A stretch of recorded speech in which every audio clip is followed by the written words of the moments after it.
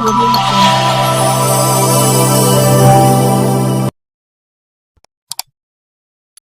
हुआ था, आज तक पर्दाफाश नहीं हुआ। और मेरे दोस्तों, ये अच्छे सच्चे राष्ट्रभक्त हैं। और हम अगर देश की बात करें, भारत की सीमाओं की बात करें, तो हम जो है मेरे दोस्तों, हमें राष्ट्रद्रोही कहा जाता है। और आज सारे संवैधानिक संस्थाएं लुंज-पुंज कर दिए हैं। और मेरे दोस्तों, पूरे देश में त्राहिमाम मचा है। पंडित जवाहरलाल नेहरू से लेके जितने प्रधानमंत्री हुए, श्री मनमोहन सिंह तक, कोई भी मेरे दोस्तों हमारे प्रधानमंत्री के देख रेख में विदेशी कंट्री के लोग तिरछी नजर नहीं उठाकर भारत की सीमाओं को देख सकते थे।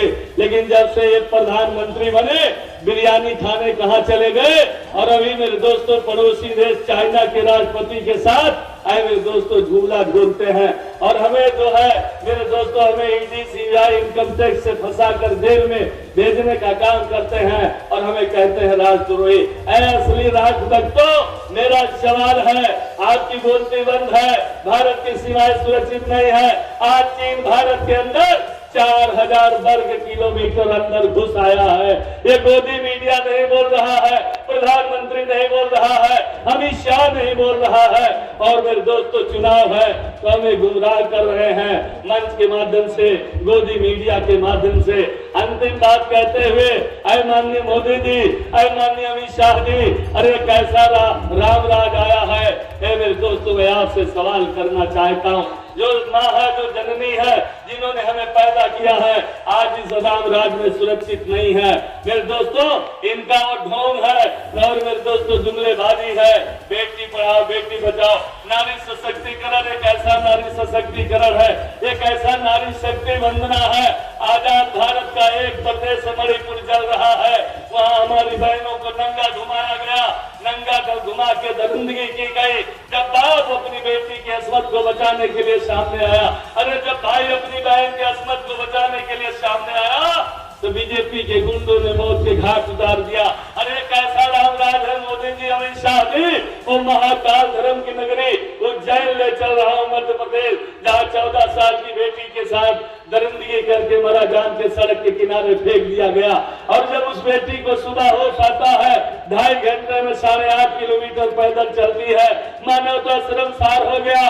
कोई माँ बाप, कोई पत्नी, कोई भाई बहन, कोई एनजीओ, कोई संस्था, कोई साधु महात्मा का दिल नहीं पसीजा, आरएसएस बीजेपी वालों का दिल नहीं पसीजा उस बेटी को तन ढकने के लिए 1 मीटर कपड़ा, पुरानी धोती, पुरानी साड़ी दे दे। अरे कैसा रामराज है। मैं यूपी में चल रहा हूँ, माननीय योगी जी, अमित शाह जी और प्रधानमंत्री जी, ये कैसा रामराज है। हाथरस में क्या हुआ, कानपुर में क्या हुआ, कानपुर नगर में क्या हुआ, उन्नाव में क्या हुआ, प्रतापगढ़ में क्या हुआ, और मेरे दोस्तों प्रयागराज में छात्रा को रेप करके मार दिया गया। और जिस मेरे दोस्तों काशी हिंदू विद्यापीठ से जहाँ IAS IPS पैदा होते हैं, डॉक्टर वकील इंजीनियर सीडीओ डीडीओ वीडियो लेखपाल तहसीलदार कानूनगो, अध्यापक प्राध्यापक बीसी और vice chancellor professor assistant professor होते हैं, वहाँ मेरे दोस्तों काशी हिंदू विद्यापीठ में IT के छात्रा के साथ दरिंदगी हुई। और क्या बना लिया गया, वीडियो बना लिया गया। गोदी मीडिया के जब ये सोशल मीडिया लिखना शुरू किया, यूपी IT के छात्रा के साथ दरिंदगी हुई, मुश्किल FIR हुआ, लेकिन वो गुंडे पकड़े नहीं गए। वो गुंडे भाग गए, मध्य प्रदेश का चुनाव करा के जब आए 62 दिन बाद, तब तक और मीडिया, गोदी मीडिया तो नहीं दिखा रहा था। ये सोशल मीडिया लिखना शुरू किया, तो तीनों गुंडे जब पकड़े गए, और तीनों गुंडे कौन थे मेरे दोस्तों, ये कैसा रामराज है नरेंद्र मोदी जी।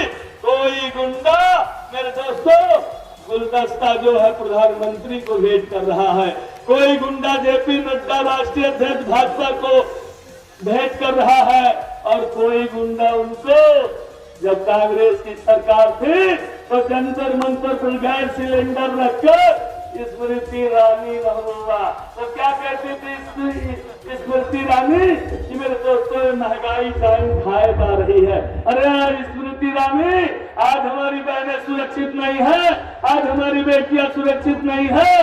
केंद्रीय मंत्री महिला होते हुए आपकी जबान बंद है, और आपका कहाँ चला गया वो मेरे दोस्तों भाषण जो आप ललकारती थी। तो आज भी स्मृति ईरानी को कोई गुंडा भेंट कर रहा है। ये गुंडे कौन थे? सारे भाजपा आरएसएस के पदाधिकारी से दोस्तों लास्ट बात करते हुए मैं रजा लेना चाहता हूँ। अरे मेरे दोस्तों, कैसा रामराज है मोदी जी, अमित शाह, जब हमारी पहलवान बेटियों ने पूरी दुनिया में भारत का नाम रोशन किया, तिरंगे झंडे को लहराने का काम किया, गोल्ड मेडल लेकर आती है, तो हमारे माननीय प्रधानमंत्री जी तमाम गोदी मीडिया का जमावड़ा करके अपने सरकारी आवास में उन पहलवान बेटियों को बुलाकर सम्मान करने का काम किया, उनको इज्जत देने का काम किया। जब वो पहलवान बेटियां जिनके साथ दरिंदगी हुई थी, न्याय पाने के लिए दर दर भटक रही थी, कोई SPS SP IG IG commissioner नहीं सुना, तो वो बेटियां न्याय पाने के लिए जंतर मंतर नई दिल्ली आंदोलन कर रही थी, धरना दे रही थी, और उसी दिन माननीय प्रधानमंत्री जी नए संसद का उद्घाटन कर रहे थे। तो मेरे दोस्तों, दिल्ली की पुलिस, अमित शाह की पुलिस उन पहलवान बेटियों के बाल को पकड़कर नोचने घसीटने अपमानित और शोषण करने का काम किया। अरे कैसा रामराज है, ये ठगने का काम करते हैं, हमें गुमराह करने का काम करते हैं। इन सब का बदला लेने के लिए जो बाबा ने हमें एक वोट देने का अधिकार दिया है, उसी एक वोट के बदौलत इंडिया गठबंधन के उम्मीदवार श्री लालजी वर्मा को 25 मई को सुबह लाइन में लगकर साइकिल के सामने वाली बटन दबाकर लाखों वोटों से जीता। गोसाईगंज सहित 6 एमएलए सीट जिताकर विधानसभा में भेजने का काम किए हैं। मुझे पूरा विश्वास है कि मेरे दोस्तों, बीजेपी कितना भी कोशिश कर ले, लेकिन अंबेडकर नगर में डंका इंडिया गठबंधन और इंडिया गठबंधन के उम्मीदवार श्री लालजी वर्मा का बजेगा, कोई ताकत रोक नहीं सकता।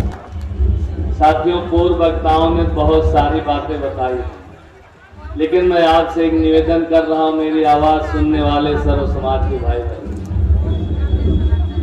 8-10 साल हुआ श्री मोदी जी इस देश के प्रधानमंत्री, जो वादा करते हैं वादा से मुकर जाते हैं। चाहे 2 करोड़ नौकरी की बात रही हो, काला धन लाने की बात रही हो, अच्छे दिन की बात रही हो, किसानों का दुगनी, पढ़े लिखे भाई बहनों को नौकरी, महंगाई कम, यानी जितना इन्होंने वादा किया था उसका उल्टा किया। क्योंकि बीजेपी के इतिहास में आरएसएस जनसंघ फिर बीजेपी, जो देश की ज्वलंत समस्याएं हैं, जो जनहित के मुद्दे हैं, उस पर न पार्लियामेंट में बहस करते हैं न विधानसभा में, और जो गोदी मीडिया है, एंकर न स्टूडियो में बहस करते हैं। केवल हमें हिंदू मुसलमान, मंदिर मस्जिद, हिंदुत्व खतरे में है, इसके अलावा इनका कोई एजेंडा नहीं है। लेकिन अब अंबेडकर नगर के साथ साथ पूरे देश के देशवासी समझ गए हैं कि इनके कथनी करनी में जमीन आसमान का अंतर है। और मेरे दोस्तों, इन्होंने कितना वादा किया था। एक वादा तो ऐसा किए थे कि अगर काला दिन 90 दिन में ना ला पाया, हर गरीब के खाते में 15 से 18 लाख रुपया। अगर 90 दिन में काला धन में ना ले आ पाया तो चौराहे पे क्या दे देना, जोर से बोलो। अरे चौराहे पे फांसी नहीं, 25 मई को साइकिल पे बटन दबाकर इनको खुदा फांसी दे देंगे उखाड़ फेंकने के लिए। हमें इंडिया गठबंधन के उम्मीदवार को जिताना होगा, ये मैं आपसे निवेदन कर रहा हूँ। आज हमारे प्रधानमंत्री बेचारे बिल्कुल जैसे बौखला गए हैं। अभी तो झूठ और जुमलेबाजी को 10 साल तो सरकार चला ली। जब 19 अप्रैल को प्रथम चरण का चुनाव हुआ, 8 लोकसभा यूपी और पूरे देश में 102 लोकसभा। जब 102 लोकसभा का